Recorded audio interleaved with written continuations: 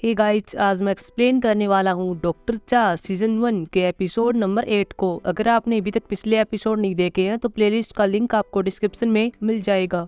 पिछले एपिसोड में हमने देखा था कि इन्होंने जिंगसू का हाथ पकड़ा हुआ था और रोएकिम ने जिंगसू को गले लगा हुआ था, लेकिन अभी यहाँ पर जिंगसू को अपना हाथ छुड़वाती है और बाद में रोएकिम से दूर होती है और कह रही थी कि मैं ठीक हूँ।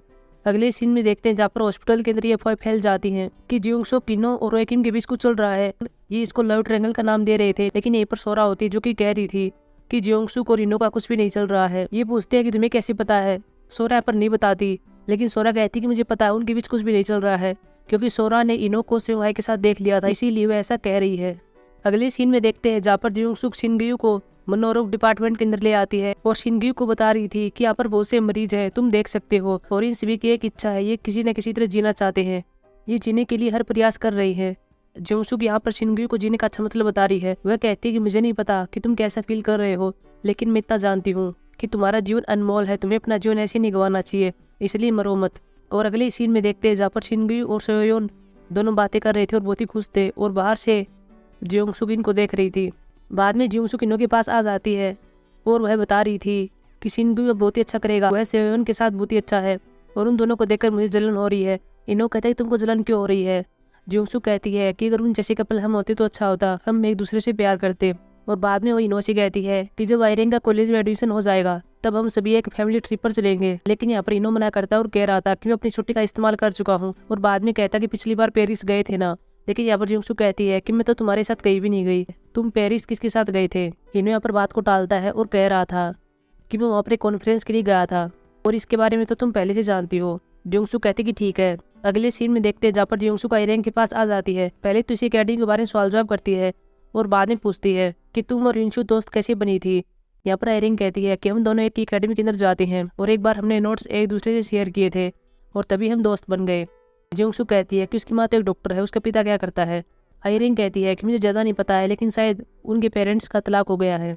अगले सीन में देखते हैं जहाँ पर इनो सेयोंगाई से मिल रहा था। सेयोंगाई यहाँ पर इनो से कहती है कि युनशु ने नेशनल आर्ट कंपटीशन जीता है और वह दूसरे स्थान पर आई है, इसलिए तुम्हें उससे मिलना चाहिए और बधाई देनी चाहिए। लेकिन इनो कहता कि मैं उसे नजरें कैसे मिला सकता हूँ, वह मुझसे नफरत करती है। लेकिन सेयोंगाई कहती है कि अगर तुम कोशिश ही नहीं करोगे तो क्या होगा, तुम्हें उसे मिलना चाहिए और बधाई देनी चाहिए, और बाद में इनो मान जाता है। इसके बाद सेयोंगाई अपनी बेटी के पास कॉल करती है और बता देती है कि तुम्हारे पिताजी तुमसे मिलना चाहते हैं। साथ में युनशु के साथ यहाँ पर आयरन भी होती है और यहाँ पर युनशु कह देती है कि ठीक है, मैं पिताजी से मिलूंगी।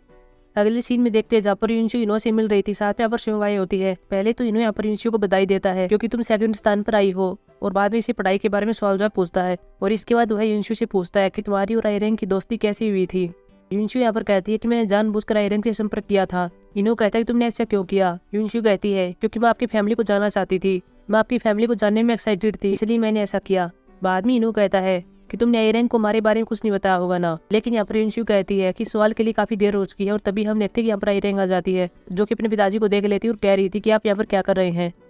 युनशु यहाँ पर आयरन को बता रही थी कि यह तुम्हारे पिताजी भी हैं और मेरे पिताजी भी हैं, और मैं तुम्हारी सौतेली बहन हूँ, हमारी माएँ अलग अलग है लेकिन हमारा पिताजी एक ही है।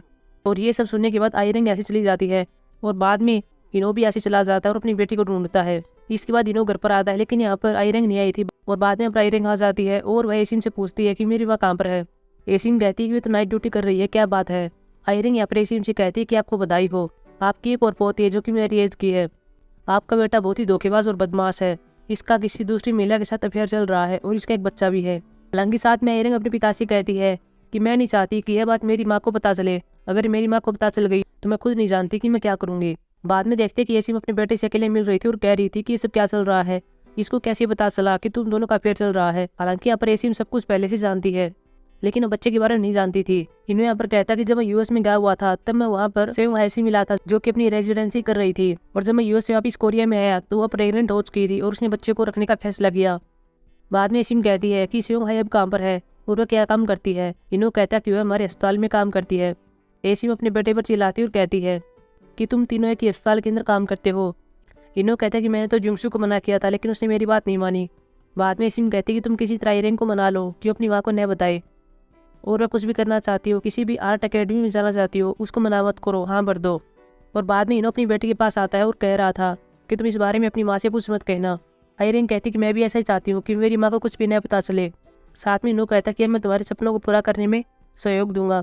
और तुम जिस भी यूनिवर्सिटी में जाना चाहती हो मुझे बता देना, मैं तुम्हारा एडमिशन करवा दूंगा। अगले सीन में अस्पताल के अंदर दिखाया जाता है जहाँ पर एक महिला इनो से मिलने के लिए आई हुई है, लेकिन इनो तो यहाँ पर नहीं था, वह तो घर पर था। बाद में वह जंगमीन होता है और ये महिला जंगमीन से कहती है कि इनो कहाँ पर है, मुझे उसे ये देना है। यह महिला कहती है कि 5 साल से मेरी सर्जरी चल रही थी और इनो मेरी सर्जरी कर रहे थे, मैं पूरी तरह से ठीक हो गई हूँ। ये कुछ कविता है जो कि मैं उसे देना चाहती हूँ। जंगमीन कहता है कि वह यहाँ पर नहीं है, लेकिन मैं उन्हें दे दूंगा। बाद में जंगमीन इन पोइम्स को ले लेता है और इसके बाद वो अपने पिता के ऑफिस के अंदर जाता है और वहाँ पर डेस्क पर इनको रख देता है। लेकिन तभी देखता है कि वहाँ पर इसके पिता का फोन होता है जिस पर शिवंग का मैसेज आया हुआ था। इस मैसेज में इसी अस्पताल की एक लोकेशन होती है और शिवंग कह रही थी और शिवंग ने लिखा हुआ था कि हम वहाँ पर 5 बजे मिलेंगे, तुम आ जाना। और बाद में जब जंगमीन 5 बजे उसी लोकेशन पर आता है तब देखता है कि इसका पिता और शिवंग दोनों गले मिल रहे थे, जहाँ पर शिवंग इसके पिता को दिलासा दे रही थी। अगले सीन में देखते हैं जहाँ पर इनो सर्जरी कर रहा था और यहीं पर जंगमीन होता है, लेकिन जंगमीन का ध्यान तो कहीं और ही था। वो उस चीज़ के बारे में सोच रहा है कि जब मेरा पिता और शिवंग दोनों गले मिल रहे थे। यहाँ पर इनो अपने बेटे से कहता है कि तुम क्या कर रहे हो, तुम्हारा ध्यान कहाँ पर है। अगले सीन में देखते हैं जहाँ पर दोनों मिल रहे हैं और बात कर रहे हैं, जहाँ पर जंगमीन अपने पिता से कहता है कि आपके बीच और शिवंग के बीच क्या चल रहा है, क्या आप दोनों करीब हैं। ये सुनने के बाद इनो कहता है कि ये सब तूने कहाँ से सुना है, क्या इरे ने तुमको बताया है या फिर तुम्हारी दादी ने। जंगमीन कहता है कि क्या वो दोनों जानती हैं कि आप क्या कर रहे हैं, क्या मेरी माँ जानती कि आपका अफेयर चल रहा है। लेकिन यहाँ पर इनो मना कर देता और कहता कि तुम्हारी माँ नहीं जानती है और तुम भी इसको सीक्रेट रखने की कोशिश करना। जंगमीन कहता कि हाँ मैं भी ऐसे ही चाहता हूँ। बाद में जंगमीन कहता कि मैं एक टैलेंटेड डॉक्टर बनना चाहता था, मैं आपकी रिस्पेक्ट करता था, आप बहुत ही अच्छे थे, लेकिन अब सब कुछ बर्बाद हो गया, मैं आपसे बहुत ही निराश हूँ।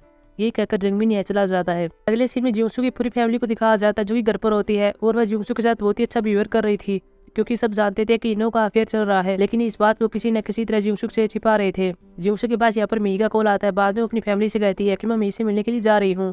इसकी फैमिली वाले कहते हैं कि ठीक है। जियोंसू के जाने के बाद यहाँ पर जंगमीन अपने पिता से कह रहा था कि हमें कुछ तो करना होगा, मैं आपको 3 साल का टाइम दे रहा हूँ। 3 साल में आप सोच लीजिए कि आपको कौन सी फैमिली चाहिए। अगर आप हमें चाहते हैं तो शिवंग को छोड़ दीजिए। हालांकि जंगमीन को इससे बताते हैं कि शिवंग को छोड़ना इतना आसान नहीं है, क्योंकि शिवंग की बेटी है और यह बेटी इनो की है। और यह सब सुनने के बाद जंगमीन यहाँ पर उल्टियाँ करने लगता है। इनो यहाँ पर कहता है कि जब तुम्हारी माँ रेजिडेंसी पूरा कर लेगी तब मैं उसको सब कुछ सच बता दूंगा। अगले सीन में देखते हैं जहाँ पर जियोंसू और मी एक तांत्रिक के पास आए हुए हैं और ये दोनों यहाँ पर अपना फ्यूचर देख रही थी। पहले तो तांत्रिक मी के बारे में बताता है और बाद में जियोंसू के बारे में बताता है और जियोंसू से कहता है कि तुम्हारे पीछे बहुत ही आदमी पड़ जाएंगे, तुम्हें बहुत ही पसंद करेंगे। हालांकि ये सब सुनने के बाद जियोंसू बाहर आती और कह रही थी कि मैं तो अभी जवान भी नहीं हूँ। और ये तांत्रिक क्या बात कर रहा था, इसको कुछ भी नहीं पता है। लेकिन यहाँ पर मी कहती है कि इसके पास बहुत बड़े बड़े लोग आते हैं और यह जो कह रहा है वह सही है। लेकिन यहाँ पर जियोंसू इसकी बात को नहीं मान रही थी। अगले सीन में देखते हैं जहाँ पर इनो रोयकिम से मिल रहा था। इनो यहाँ पर रोयकिम को बताता है कि मेरा पूरा परिवार जान चुका है कि मेरे और बीच और शिवंग के बीच क्या चल रहा है, लेकिन मेरी पत्नी अभी तक नहीं जानती है। और मैं भी यही चाहता हूँ तो मेरी पत्नी को कुछ मत बताना जब तक वो अपना रेजिडेंसी पूरा न कर ले। रोयकिम कहता है कि मैं कन्फर्म नहीं हूँ कि मैं बताऊँगा या फिर नहीं बताऊँगा, इसलिए मैं इसके बारे में कुछ भी नहीं कह सकता। मुझे पता नहीं है कि मेरा मुंह कब चलने लगे। और कुछ टाइम के बाद इनो के पास इसकी माँ कॉल करती और बता रही थी कि जियोंसू का बर्थडे आने वाला है और हमें किसी होटल में जाना चाहिए ताकि तुम्हारी पत्नी बहुत अच्छा महसूस कर सके। और ये सब हम उसके लिए ही कर रहे हैं ताकि उसको न पता चले कि तुम्हारा अफेयर चल रहा है। और यहाँ पर इनो भी इसके लिए हाँ भर देता है। अगले दिन देखते हैं जहाँ पर जियोंसू बाहर जाने वाली थी तभी यहाँ पर रोयकिम आ जाता है और जियोंसू से पूछता है कि तुम बहुत ही खुश लग रही हो, क्या बात है। जियोंसू यहाँ पर बताती है कि मेरा आज बर्थडे है और मेरी फैमिली होटल के अंदर मेरा वेट कर रही है। रोयकिम यहाँ पर इसको बताना चाहता था कि तुम्हारे पति का शिवंग के साथ अफेयर चल रहा है। बाद में रोयकिम कहता है कि मैं तुम्हें कुछ बताना चाहता हूँ, हालांकि मुझे नहीं लगता कि मुझे बताना चाहिए, लेकिन फिर भी यह बताना जरूरी है। और बाद में यहाँ पर जियोंसू तांत्रिक की बात को याद करती है कि मेरे पीछे पुरुष पड़ जाएंगे। अब यहाँ पर जियोंसू को लगता है कि शायद यह पुरुष रोयकिम है। इसके बाद वो रोयकिम को मना कर देती है कि तुम जो कुछ भी बताना चाहते हो वह मुझे मत बताओ। लेकिन तभी रोयकिम पीछे से इसको इसके बर्थडे की बधाई देता है। आगे दिखाया जाता है जहाँ पर जियोंसू बर्थडे में जाने से पहले कुछ काम कर रही थी, लेकिन तभी यहाँ पर एक नर्स होती है जो कि फोन में कुछ देख रही थी। जियोंसू कहती है कि तुम क्या देख रही हो। यह नर्स कहती है कि मैं शिवंग का प्रोफाइल देख रही हूँ, वह बहुत ही अच्छी है, वह तो बड़ी बड़ी जगह पर जाती है और वह तो पेरिस में भी गई थी। और बाद में कहती है कि इसका तो कोई बॉयफ्रेंड भी है। इसके बाद जियोंसू भी इसकी प्रोफाइल को देखती है और बाद में जियोंसू यहाँ पर फोन में शिवंग के हाथ को देखते हैं जिस पर ब्रेसलेट होता है। नर्स कहती है कि शिवंग पेरिस गई हुई थी। बाद में जियोंसू नर्स से पूछती है कि पेरिस तो इनो भी गया हुआ था ना, उसका वहाँ पर कोई सम्मेलन था। लेकिन यहाँ पर नर्स कहती है कि वहाँ पर कोई भी सम्मेलन नहीं था, काफी टाइम हो गया है, प्रोफेसर इनो तो कोई सम्मेलन में गए ही नहीं है, वह पेरिस इसलिए गए थे क्योंकि वो अपनी छुट्टी वहाँ पर मना रहे थे। और बाद में जियोंसू सभी बातें एक एक करके जोड़ने लगती है जो कि सही बैठती है। इसके बाद जियोंसू नाइट ड्यूटी रूम में जाती है और वहाँ पर अपने फोन में शिवंग की प्रोफाइल देखने लगती है। वो यहाँ पर काफी फोटो देखती है और साथ में डेट भी मैच करती है। लेकिन तभी उसे एक और फोटो मिलती है जिसमें शिवंग होती है। शिवंग के पीछे जो मिरर था उसके रिफ्लेक्शन में इनो दिख रहा था। अब यहाँ पर जियोंसू को पूरा विश्वास हो जाता है कि इन दोनों का अफेयर चल रहा है और बाद में जियोंगसुक रोने लगती है। अगले सीन में सुयोंगाई को दिखाया जाता है जो कि अपने ऑफिस के अंदर बैठी हुई थी और इसके पास इन्होंने मैसेज किया हुआ था कि मैं इस होटल के अंदर हूँ, आज मेरी पत्नी का बर्थडे है। और बाद में जियोंगसुक भी बहुत अच्छे कपड़े पहनकर इसी होटल के अंदर आ जाती है, लेकिन तभी हम देखते हैं कि इसके पीछे पीछे सुयोंगाई भी आ जाती है और यहाँ पर जियोंगसुक की फैमिली जियोंगसुक को देख लेती है। लेकिन यहाँ पर इनो तो सुयोंगाई को देख रहा था जो कि जियोंगसुक से पीछे थी और बाद में एपिसोड समाप्त हो जाता है। सो गाइस, ये थी हमारी एक्सप्लेनेशन एपिसोड नंबर 8 की। अब हम मिलेंगे एपिसोड नंबर 9 के एक्सप्लेनेशन में जो कि कल आने वाला है। तब तक के लिए बाय।